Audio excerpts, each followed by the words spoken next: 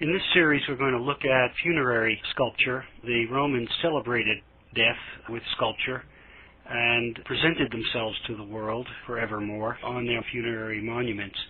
It's a wonderful way, actually, of looking at the way Romans lived and the way they viewed their various crafts and professions, because they often portrayed themselves, as we're going to see, in their work environment or with the tools of their trade nearby.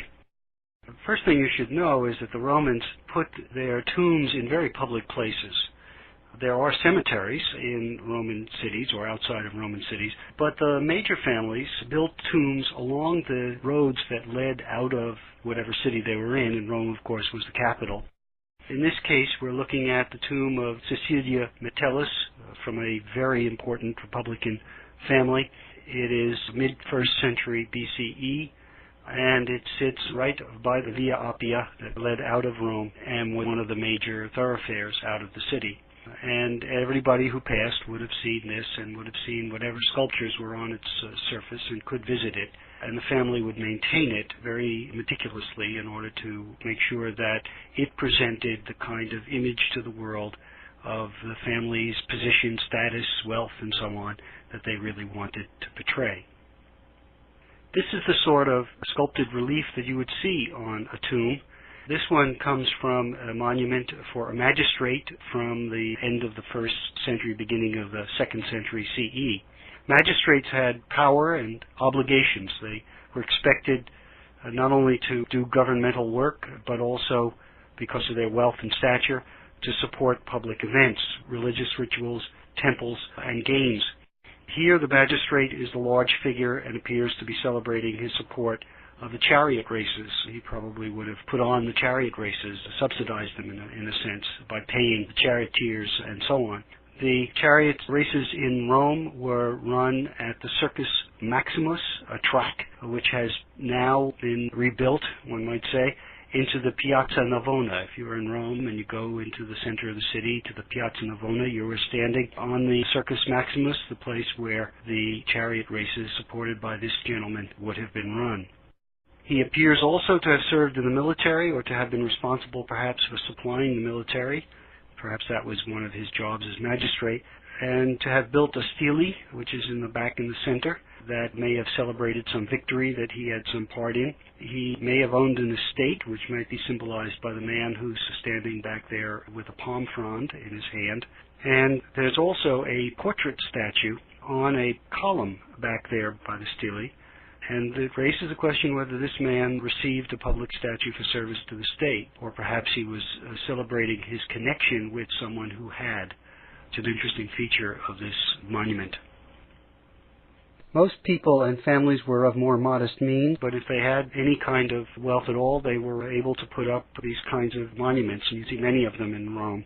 In fact, most of the tombs were for individuals or for families, but there were examples of group tombs, the tombs that were built for practitioners of some craft, the members of a guild, or the residents of a neighborhood. The catacombs, which are very famous as tombs of the Christians under Rome, are a perfect example of group tombs. You would have found them in other forms in other places in and around Rome, not merely for Christians. And in those cave-like structures, you would go in and you'd see niches, and in each of the niches a person would be buried. And you'd have symbols of whatever group were there, whether it were tools of the trade, if it was a guild, or religious symbolism, if it was a religious group like the Christians, that would mark out what group owned and was burying its people in this particular grave. You celebrated the life of a family in a tomb, as you do here. And this tomb, the inscription says, was built by the wife and the 2 sons of the man who died, who was M. Julius Pepsus. And I think it's important to note that the family represents itself in the large. They're the 3 people there in the center of the tomb. The dead person appears to be the man portrayed above in the semicircular niche at the top. So he has a position in sense of being above the others, but not the size. They are really celebrating their own celebration of him. Public figures got statues dedicated to them in public places. Others got statues only when they died and funded them themselves or their families funded them. Here's a case in point. This is the funerary monument of C. Julius Hellius. He was a shoemaker, probably a pretty successful shoemaker, the Gucci of his time perhaps, but he made this for himself and probably funded it toward the end of his life and had it ready. You'll see that there are interesting messages on this monument. In the first place, he portrays himself in the classical mode. He's nude. It's a classical bust portrait. The body is quite beefy and strong, broad shoulders, strong chest. This is a working man. His head is middle-aged, bald. He's got wrinkles around his eyes, got a big wart on his jaw. This is a veristic portrait of this character, and at the same time, he has the tools of his trade over his head. Those are the lasts that a shoemaker would use to build a shoe. So we have here a heroic shoemaker, a very strange mixture of ideas and ideals. Here we have a relief from the tomb of a butcher, and probably also his wife. It's probably a family tomb. It dates from the middle of the 2nd century CE. Many craftsmen on their tombs portrayed them actually working, not merely the tools of their trade, but actually the business. And here the butcher is actually at work. You can see the cuts of meat hanging from the beam above him, and he's got a cleaver in his hand, and he's cutting the chops. His wife is sitting in the chair with a tablet, a writing tablet. What the Romans typically did was to write on wax tablets, which of course could be melted down again to erase whatever you wrote. They'd make their notes on that and then transfer them to very precious papyrus. So this was sort of a scratch pad. If this is his wife, she's probably keeping the records of the business. And again, this is not just a poor butcher, because he would not have been able to afford this stone relief and the tomb on which it was placed. He must have been quite a successful man in his field. For me, it brings to mind, I will tell you, a long summer, 4 months that I spent in Rome with my family, right in the center of the old city. We lived on an open-air market called the Campo de' Fiori, which goes back to the 12th century as a market. That's the Field of Flowers, is the name of that square. And that market opened up every morning at about 4:30 in the morning, and there were butchers there, and they looked exactly like this. The meat hung out there for everyone to see, including the flies, I will tell you. It was not a place where my wife and I were happy about buying meat. We typically tried to find a closed-in butcher shop, but this sort of thing is still going on in Rome. Men were not the only ones to celebrate themselves in death or their professions. This is a terracotta relief from the tomb in Ostia, which is the port of Rome, down the Tiber, right near the ocean, and a wonderful place to visit, by the way. This is actually a tomb for a husband and wife, and they were a team. He was a surgeon barber, and she was a midwife. And this is her part of the relief that celebrates them and their professions. There are traces of blue and red paint on the surface. You can see particularly the red. It's harder to see where the blue is, although to the right, I believe, some of what looks like now brown dirt is actually blue tint. And underneath you can see some blue at the bottom of the relief.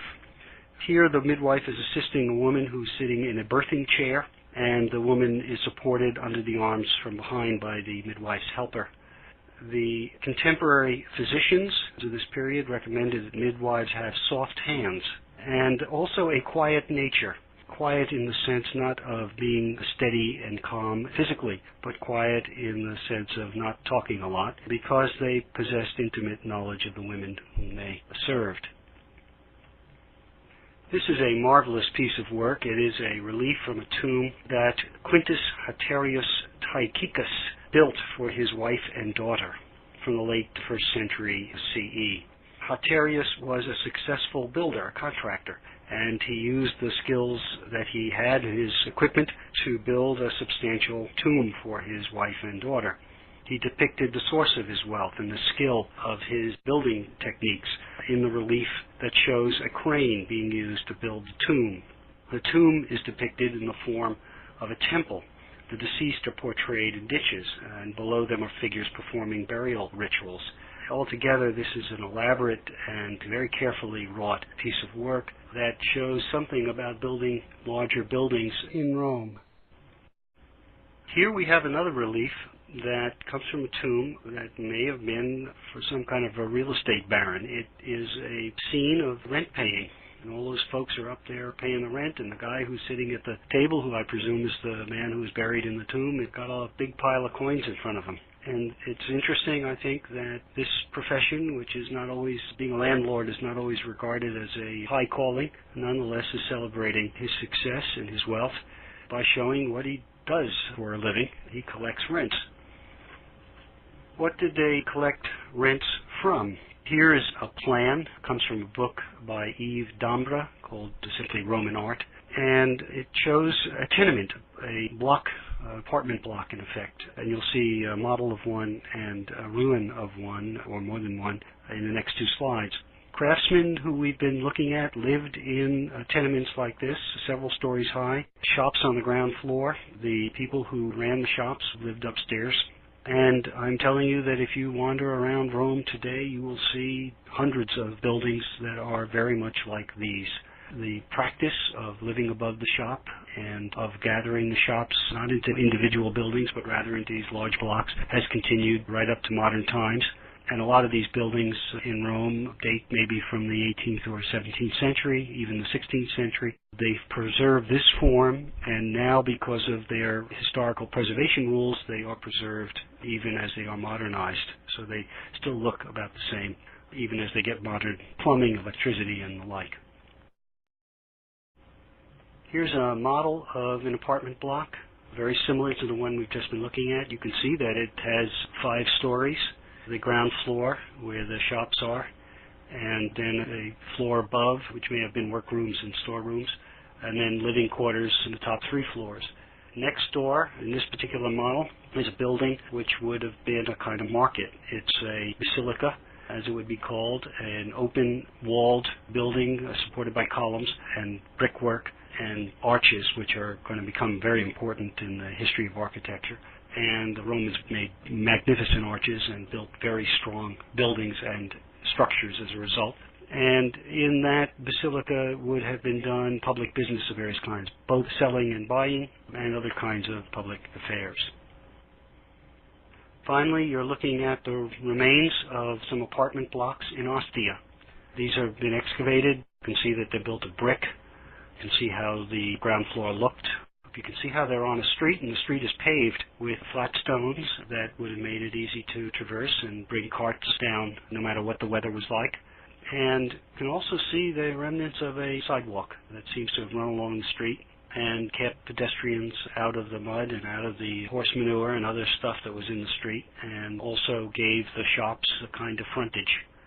So a Roman town was extremely orderly. It was built in these blocks, straight streets, grid pattern, much like the Chinese. And each block was a kind of mini neighborhood with the people living in the apartment block forming a kind of association, and probably somewhere in the ground floor was a little tavern, which was more or less the meeting place for that particular block.